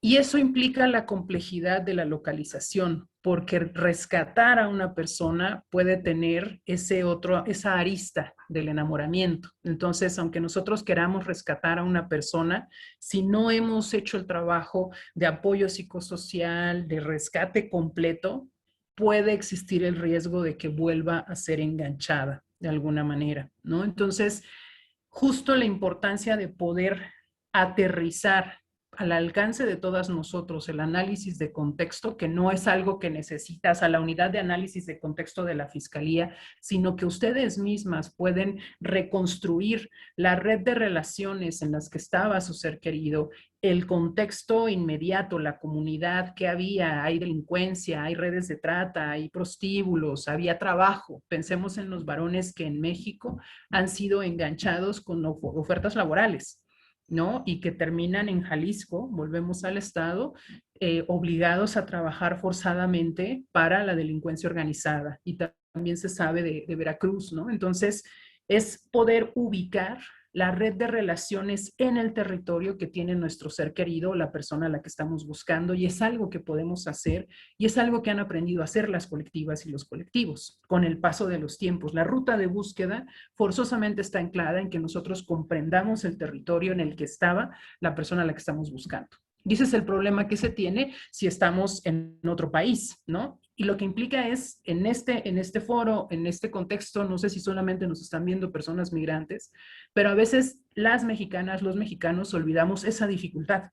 Quien está buscando se encuentra fuera del territorio. Entonces, Jalisco, pero resulta que hay un Jalisco con X en Nayarit. Entonces, ¿de qué Jalisco estamos hablando? Benito Juárez, pero resulta que hay 50,000 pueblos Benito Juárez en México, ¿no? Entonces, poder reconstruir ese lugar desde Colombia, desde Venezuela, desde Nicaragua, es que la última vez vi a mi ser querido en Benito Juárez, implica poder ubicar el territorio para saber hacia dónde se dirigía. Vi por ahí en el Facebook que hablaban de los migrantes mexicanos y que también en este proceso de invisibilización es uno de los grandes retos que tenemos, porque gracias al movimiento mesoamericano, gracias a la caravana de madres migrantes, gracias al Vía Crucis migrante que se hacía hace varios años, se tiene muy presente la vulnerabilidad de las personas centroamericanas en tránsito por México. Y a veces se olvida que nosotros somos un país de migrantes. Por eso hablaba, ¿no? Nosotros somos punto de origen, punto de recepción, tránsito, refugio, asilo. Y entonces hay muchas personas que se han perdido el contacto en su traslado hacia la frontera norte, ¿no? Y por eso es importante ubicar que tenemos procesos internos de retención de las personas, de deportación, de devolución. Hay personas del sur del país que han sido deportadas a Guatemala porque no consideran que son mexicanos, ¿no? O sea, nuestros agentes migratorios también son racistas. Entonces tenemos que tener completo este panorama de lo que es una persona migrante perdida, no localizada, extraviada, desaparecida. Y menciono estas muchas palabras por la pregunta que hacían respecto a la turista, la persona turista. En realidad, esto también implica cómo nos estamos definiendo a nosotras mismas. Una persona, particularmente cuando hablamos de migración, sí tiene que ver con la decisión de trasladarte a otro lugar, pero termina siendo una reivindicación en este momento de quienes se van de un lugar de origen porque no hay condiciones de seguridad, económicas, etcétera, y se trasladan ya sea a Estados Unidos, a México o a donde les es posible moverse. A final de cuentas, todas son personas no nacionales, ¿no? Si estamos en Estados Unidos, no somos nacionales de Estados Unidos. Si queremos utilizar la palabra extranjera, somos extranjeras, ¿no? Recordemos que las fronteras son esta invención geopolítica, etcétera, ¿no? Y por eso insistía en ningún ser humano es ilegal. Al estar aquí en México, más allá de si es turista o es migrante, la categoría no es nacional, es una persona extranjera. Y ya desde ahí nosotros podemos ubicarla en la búsqueda de una migrante. No hay un formato específico de búsqueda para turistas, ¿no? Y ya Juan Carlos decía más claramente que yo, pues justo dar el aviso a las fronteras, a los cruces, en las carreteras, para que sea localizada. Y bueno, decían la red de trata, volvemos al tema, ¿no? O sea, si nosotros sabemos que las características de esta persona, por su edad, por su género, la colocan en circunstancias de trata, entonces es exigir a la autoridad que va a hacer la investigación esa ruta de búsqueda, ¿no? No es alguien desaparecido en abstracto, es una persona de tal edad, con estas características, con esta descripción de género, que por lo que sabemos puede encontrarse en una red de trata, ¿no? Y en el norte, o sea, en cada lugar, hay recorridos específicos de las rutas de trata. Y eso, para poderlo ubicar, es mejor acercarnos a los colectivos que hacen búsqueda en este territorio, porque son quienes tienen el panorama. Nosotras trabajamos mucho con búsquedas, con buscadoras ciudadanas, ¿no? Y entonces están las autoridades, están los reglamentos, sí, pero las buscadoras ciudadanas han encontrado estos recovecos que a veces las autoridades omiten. Entonces busquen a esos colectivos en el estado en donde intuyen que puede estar o que fue vista por última vez la persona, para que ellas mismas les ayuden a reconstruir. Bueno, pues es que estos bares en esta zona, en esta región, suelen llevar a víctimas de trata, suelen retener a las personas. O si estamos hablando de un varón con estas características y esta edad, estamos hablando de trabajo forzado, ¿no? Y que también es trata de personas con fines laborales. Entonces, podemos pensar en una finca, por eso ponía el ejemplo de Brigada Callejera que ha rescatado a personas trabajando en tiendas de abarrotes, ¿no? O sea, algo que jamás habríamos pensado sin estar en estos temas, es que un trabajador en una tienda de abarrotes puede ser víctima de una red de trata, ¿no? Entonces, es como modificar por ahí. Y ya para cerrar, justo mencionaban nuevamente con lo de los migrantes que cruzan, uno de los grandes vacíos que tenemos tanto en la academia como institucionalmente y en el panorama de desaparición es estas personas que cruzando la frontera se perdió la pista con ellas. Lamentablemente quienes han construido información son quienes buscan o quienes han localizado cuerpos sin vida, ¿no? Que es la más consolidada es Red Colibrí. Entonces, particularmente están en Arizona. Ellos, de hecho, atienden, si ustedes lo contactan, tienen su página, han hecho alianzas, acuerdos con el EAF y con Movimiento Mesoamericano, ¿no? Entonces, justo los cuerpos que son encontrados sin vida en el desierto o a lo largo de la frontera, bueno, recordemos que Texas creo que es casi toda el 70% de la frontera con Estados Unidos, luego está Arizona y California, pero este grupo en particular, los cuerpos que han sido recuperados, ha ido construyendo una base de datos. Entonces, no es la única, pero es quienes están más consolidadas en estos últimos años con información, tristemente, de cuerpos sin identificar, sin vida, ¿no? Entonces, tenemos pendientes, tanto instituciones como colectivos, como academia, sobre estas personas que cruzaron la frontera y se perdió la pista.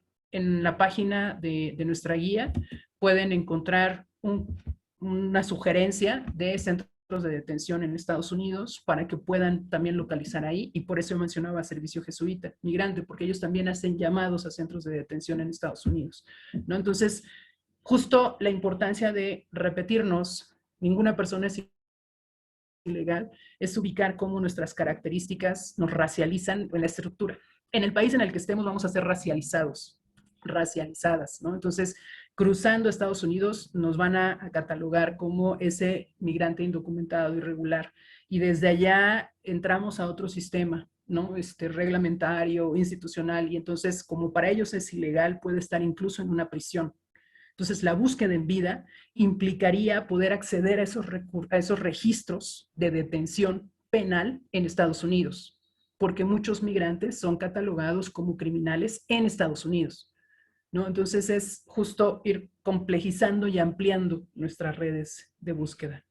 Perdón, me extendí un poquito. Gracias. No, Mayek, pues muy interesante todos estos datos que nos das, información, estamos aquí atentas. Mil gracias.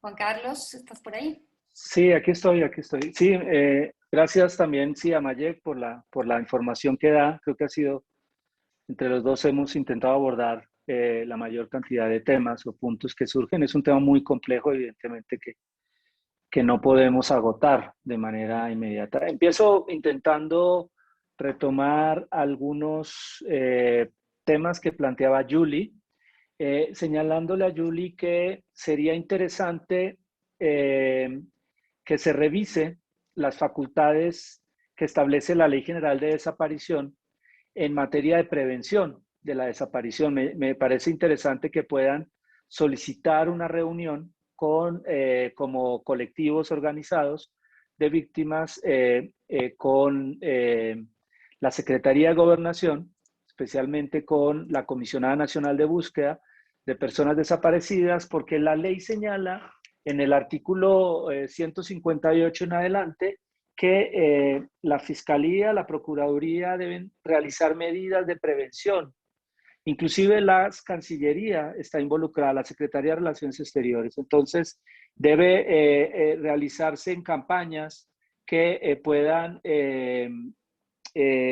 potenciar la prevención de lo que está señalando Julie, de lo que sabemos nosotros de los enganches de las víctimas, mujeres latinoamericanas, muchas de ellas que vienen. Entonces, creo que se podría solicitar una cita con la Comisión Nacional de Búsqueda, porque dice el artículo 161 que la Comisión de Búsqueda debe llevar campañas informativas dirigidas a proponer acciones de capacitación a instituciones públicas o a personas que se encuentren también privadas de la libertad, a personas que se encuentren en centros de detención, etcétera. Entonces, Allí tendríamos que trabajar mucho en esa campaña, me parece una campaña bien importante, y concitar a los consulados, embajadas de Venezuela, Colombia, en fin, para que se pueda hacer una campaña en el sentido de la obligación que tienen en la ley, porque no es un favor, sino es que se le debe solicitar que cumplan con esa función que está planteada en la ley. En el capítulo relacionado con la prevención de los delitos. El otro tema que mencionaban tiene que ver con las facultades que tienen para cuando la persona se encuentra en el extranjero, la familia se encuentra en Bogotá, en Medellín, hemos visto muchos casos también de casos de desaparición de personas colombianas que yo he acompañado 2, 3 casos, pero en algunos casos estas personas se acercan a lugares también muy complejos, ¿no? Entonces ingresan a zonas de alta complejidad, se mueven en lugares de alta conflictividad y eso también complejiza, pero también nos permite hacer un contexto. Y con esto quiero decir algo importante. El hecho de que la persona pueda estar no involucrada en un asunto delictivo no es un óbice para no denunciar la desaparición y eso es un tema clave también para plantearlo. O sea, no podemos tener vergüenza no solamente de ser migrantes, de ser extranjeros, pero también el hecho de que la persona esté involucrada, porque puede ser que esté desaparecida y si está involucrada y la familia sabe que la persona se encuentra detenida, se encuentra en un negocio ilegal o cualquier otra situación, pues evidentemente puede estar detenida.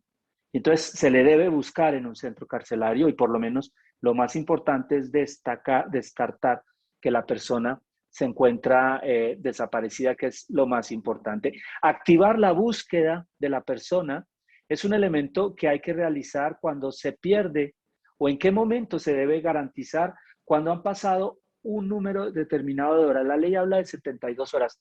No para activar la búsqueda debe ser inmediata, para activar la existencia de una carpeta de investigación en las cuales ya el tema no es de búsqueda no judicializada, sino de búsqueda judicializada. Es decir, la noticia, la reporte, la denuncia, transcurridas las 72 horas, se convierte en una carpeta de investigación. Y por tanto, ya estamos frente a un procedimiento ministerial en el cual se deben garantizar o el Ministerio Público debe recabar toda la información que se establecen o que se señalan en la ley y que requieren o deben apoyar a la búsqueda de la persona. Ahora, es importante, la Comisión Nacional de Búsqueda debe tener o tiene un vínculo en el cual por internet se puede presentar la denuncia desde cualquier lugar del mundo. Entonces eso facilita mucho la situación. Hoy todos tenemos acceso, todas tenemos acceso a internet y entonces se puede presentar la denuncia y se puede hacer el reporte allí para que la persona que está fuera de territorio nacional también. Ahora, en el Consulado de México, que hay consulados por todo el mundo, en la Embajada de México, nos dirán dónde está el Consulado de México. En el extranjero se debe recibir sin ningún óbice, sin ninguna situación, la diligencia de reporte de la desaparición. ¿Qué dice la ley? Que tratándose de personas que no estén en territorio nacional, la denuncia, el consulado de la embajada debe recibir la información y debe recopilar toda esta información, toda esta documentación y enviarla de manera inmediata a la Comisión Nacional de Búsqueda y con copia a la Unidad de Investigación de Delitos de Personas Migrantes, que es una unidad que está en la Fiscalía General de la República y a la Fiscalía Especializada de Personas Desaparecidas. Entonces, es importante señalar que la obligación legal de recibir la denuncia en un consulado, en una embajada, está. Eso no va a poner en riesgo a la persona ni al denunciante, simplemente va a informar que se encuentra desaparecida y van a dar un reporte, un número de un reporte o un número, que ese número es importante porque nos va a servir para monitorear las acciones de búsqueda. Con ese número las personas se van a mover, a saber moverse para poder tener su número de registro de la búsqueda individualizada de personas migrantes. Ahora, la persona migrante, de acuerdo al protocolo homologado de búsqueda, en los párrafos 266 en adelante, se señala que efectivamente se debe solicitar, por ejemplo, información a la Comisión Mexicana de Ayuda a Refugiados, porque puede ser que la persona haya solicitado refugio y en su momento esté siendo perseguida por situación política, que son los casos menos, pero sí insisto en que se le debe avisar al Instituto Nacional de Migración para determinar si la persona sale o no sale. En muchos casos el Ministerio Público también ordena que se remita a Interpol la información relacionada con la posibilidad de que la persona pueda estar o no desaparecida. Y entonces hay una alerta que esa la emite la Fiscalía General encargada, es una alerta que se llama alerta de búsqueda migratoria y de Interpol, que no solamente sirve para buscar personas con orden de aprehensión, sino también sirve para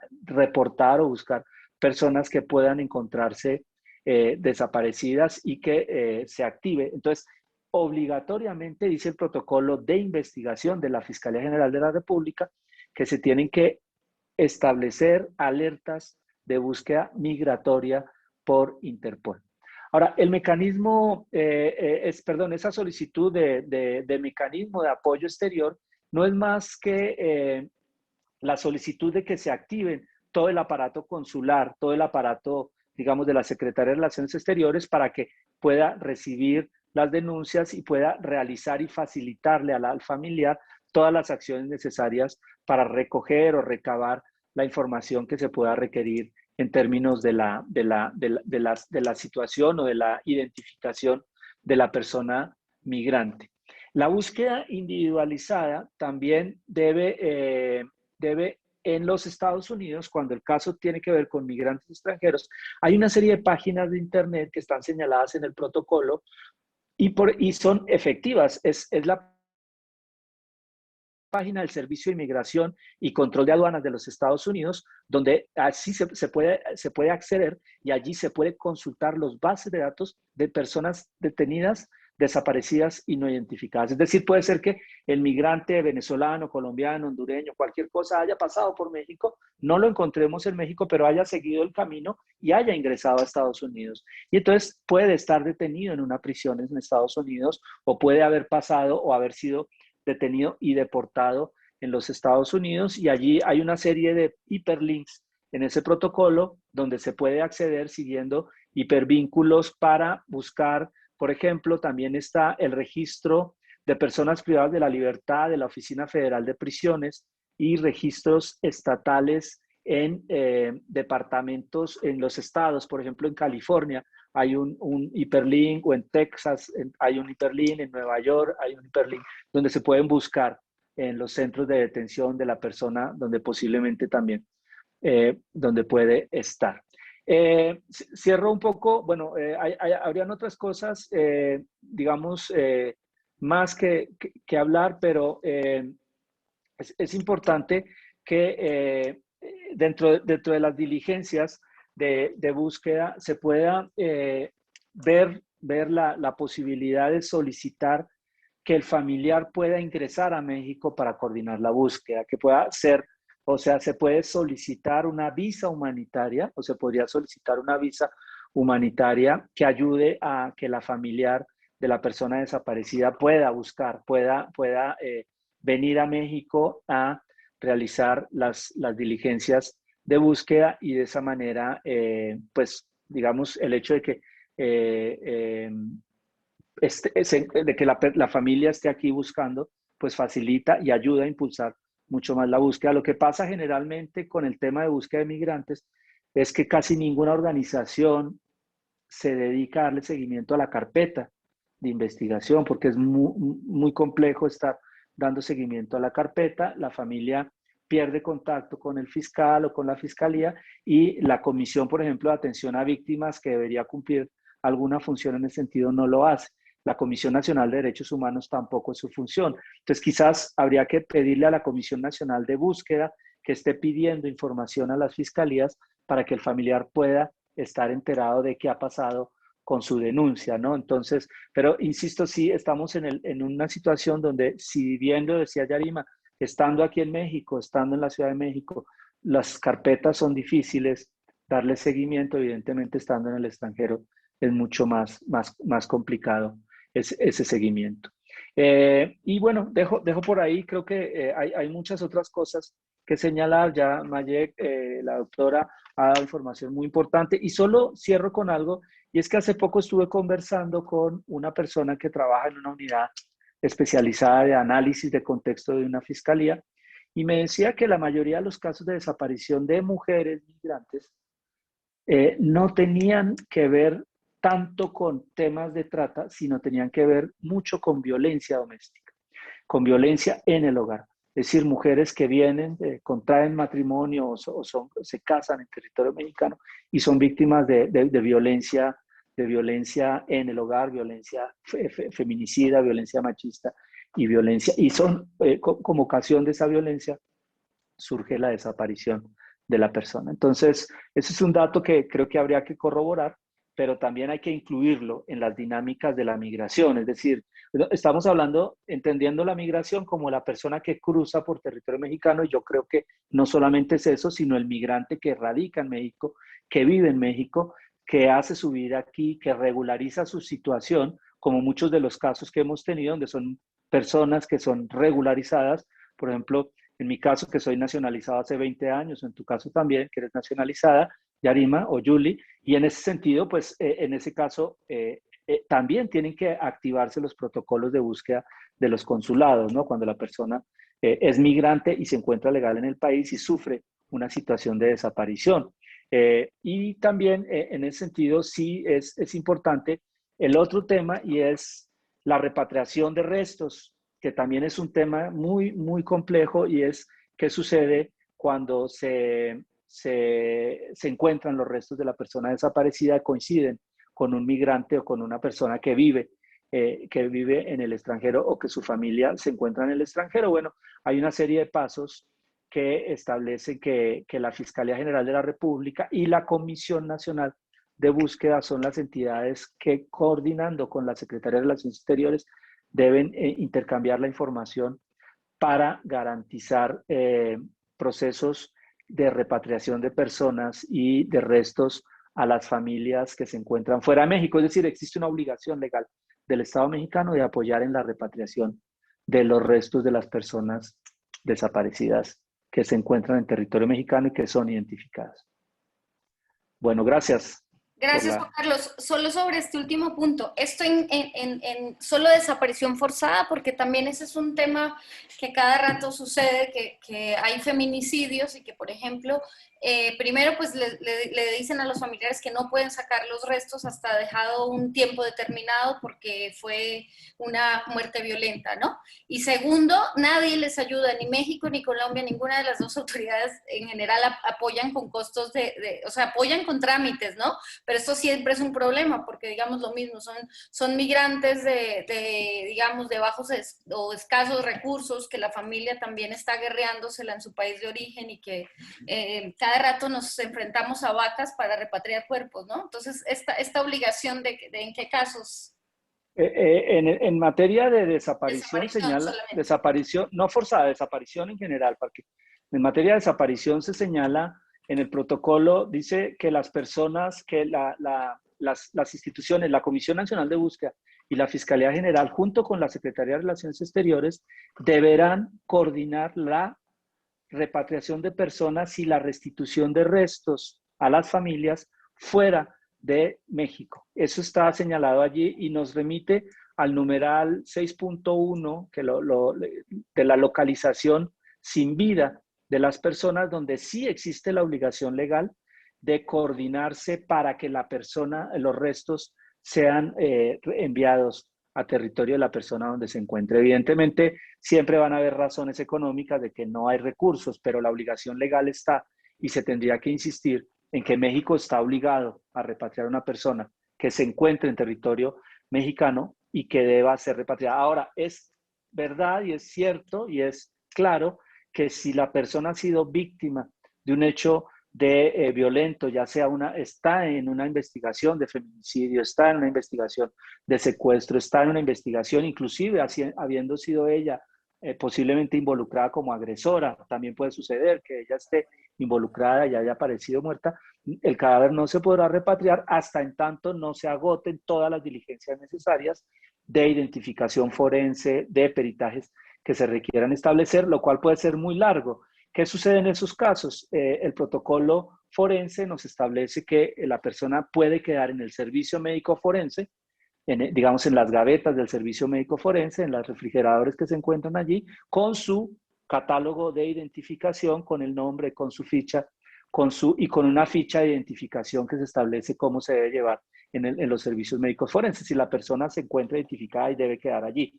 Cuando se autorice, ¿quién debe autorizar? Es el Ministerio Público, que tiene la carpeta de investigación. Él es la única persona que puede autorizar esa situación. Ahora, también es importante señalar que en el caso de mujeres desaparecidas, si no se ha logrado la identificación, no se puede dejar que el cadáver, no sé cómo decirlo, o sea, no, bueno, nosotros los abogados somos muy directos en los términos que estamos utilizando, pues porque así es, ¿no? Pero no se puede, por ejemplo, cremar el cadáver. No se podría ordenar la cremación del cadáver y, por tanto, si el cadáver es enviado a otro lugar, a otro país, puede correr el riesgo de que la persona sea cremada y entonces podemos estar, por ejemplo, frente a un hallazgo de una investigación que requiera volver nuevamente a rastrear a la persona y entonces pues podríamos estar en una situación muy compleja. Y entonces en ese tema de la localización sin vida, pues evidentemente tenemos que establecer un principio y es que el Estado mexicano está obligado por ley, de acuerdo al artículo primero constitucional, de garantizar y realizar todas las acciones de acuerdo al mecanismo de apoyo del extranjero y las representaciones diplomáticas, a cubrir los gastos de repatriación de cuerpos de personas, migrantes que perdieron vida a consecuencia de un delito o de una violación de derechos humanos. Está en la Constitución. Si no se da, hay que presentar una queja y si no se puede hacer, hay que presentar un amparo para ordenarle a la autoridad que ordene, valga la redundancia, que el juez le ordene repatriar los restos, insisto, siempre y cuando se den las condiciones necesarias para tal efecto. Hay un tema adicional que no hemos tratado, que es mucho más complejo y es el de las personas trans, muchos de ellos transgénero, transexual o travesti, que también es un tema muy complicado. Yo tuve un caso de una persona trans de nacionalidad extranjera donde también teníamos muchos problemas para la identificación, ¿no? Porque la persona se llamaba, no sé, Rubí. Ella era Rubí, quien denuncia la desaparición de Rubí son sus colegas de trabajo. Ella se dedicaba a la prostitución, pero él era un hombre que había migrado y que se identificaba como un hombre X en él. Entonces, ahí se complejizan situaciones también de identificación. Cierro con decirles que estamos en la mejor disposición de apoyarles a ustedes, al colectivo de Me Muevo por Colombia, a apoyarles a abrir el camino con las instituciones necesarias, por ejemplo, para sostener una reunión y decirles también que estamos terminando una guía por escrito que les vamos a compartir, que son acciones para la búsqueda de una persona desaparecida. Están hechas de forma muy didáctica, no la escribimos abogados y abogadas, pero la intentamos escribir de manera comprensiva, porque efectivamente, como Julie plantea, las familiares de una persona desaparecida no tienen toda esta capacidad de conocer y de información y muchas veces no encuentran respuesta. Entonces, yo me comprometo con ustedes y el público y la plataforma de que cuando tengamos la guía, si ustedes me permiten, la podemos presentar y les podemos entregar a ustedes el formato electrónico para que la distribuyan y hacemos una sesión nuevamente para presentar aquí la guía de qué hacer en caso de buscar a una persona desaparecida. Muchas gracias. Mil gracias a ti, Juan Carlos, y a la doctora Mayet Querales del grupo de antropología, del grupo de investigaciones en antropología social y forense. Ya le voy a dar la palabra a Mayek, que no quiere despedirse. Pues de antemano, pues agradecerles, la verdad nos dieron mucha información súper valiosa. Creo que se puede resumir un poco en la importancia de conocer esta ruta legal y de derechos que tenemos como personas que estamos en México, seamos naturalizados, documentados, en tránsito o en cualquier tipo de situación dentro del territorio mexicano. Nos ha reiterado Mayek que tenemos que alejarnos ya de esas visiones que digamos que discriminan a las personas migrantes desde la sociedad civil, pero también a veces desde las instituciones que pretenden negar derechos, porque ninguna persona es ilegal y porque cualquier persona que esté en México que sufre un delito, también recalcando esto que mencionó Juan Carlos, la importancia de reconocer que aún en situaciones de trabajos X y Y, cuando se comete un delito contra una persona, es un delito que hay que investigar, ¿no? Ahí no estamos investigando qué estaba haciendo la persona, en qué estaba trabajando, que sí, que no, sino que fue desaparecida o que fue asesinada o que hay un delito puntual que investigar independiente y que además hay víctimas relacionadas que son los familiares y sus amigos y todas las personas que le conocieron, que tienen derecho o que le conocen y que tienen derecho a saber qué pasó y tienen derecho a una investigación, ¿no? También un poquito este recorrido que nos dio Mayek por caminos reales de cómo empezar a establecer contextos y a ubicarnos en la realidad y en todo lo que hay que hacer como familiares y como personas y como colectivos que acompañan, nos dio una maravillosa herramienta, varias páginas en las que podemos como acceder a esto que ya que está. Les invitaría a todos a visitar las páginas de ideas, litigio estratégico en derechos humanos. Ahí seguramente Juan Carlos ahí encontraremos esta guía que menciona y la página del grupo de investigaciones en antropología social y forense que tiene todas estas metodologías de investigación colaborativas con organizaciones y con familiares. Y bueno, le doy la palabra a Mayek y ya después nos despedimos. Mil gracias. Mayek. Sí, perdón, lo pensé mucho, pero hemos acompañado a colectivos en procesos de exhumación y me parece importante, aprovechando que Juan Carlos hablaba de los cuerpos se mantienen en las instalaciones,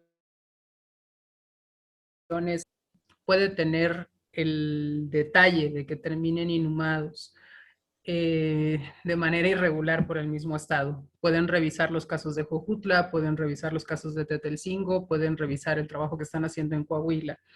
Entonces, desde la sociedad civil, desde las personas que vienen haciendo búsqueda más allá de lo legal, no la búsqueda más allá de lo legal, sino independientemente de las rutas legales, el tema de los derechos humanos es importantísimo. Entonces, con un cuerpo, con una persona fallecida sin identificar, la diligencia es obtener las pruebas para la identificación y si ya se tiene la identificación, restitución.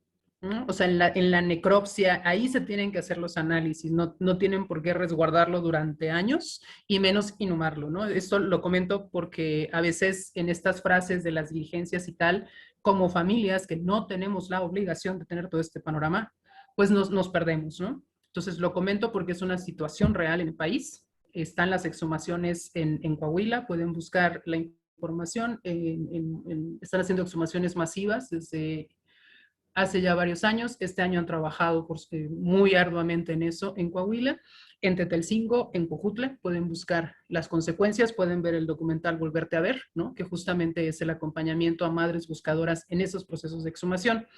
Y aprovecho y les comento que hay un protocolo de restitución digna que han trabajado en Espacio Psicosocial, Fundar, GIASP también, y que tiene que ver con, bueno, les comparten diagramas de flujo para que la restitución sea adecuada en apego a los derechos humanos, con respeto a todo el entorno de la persona que está buscando, que ya identificó y que puede recibir a su ser querido.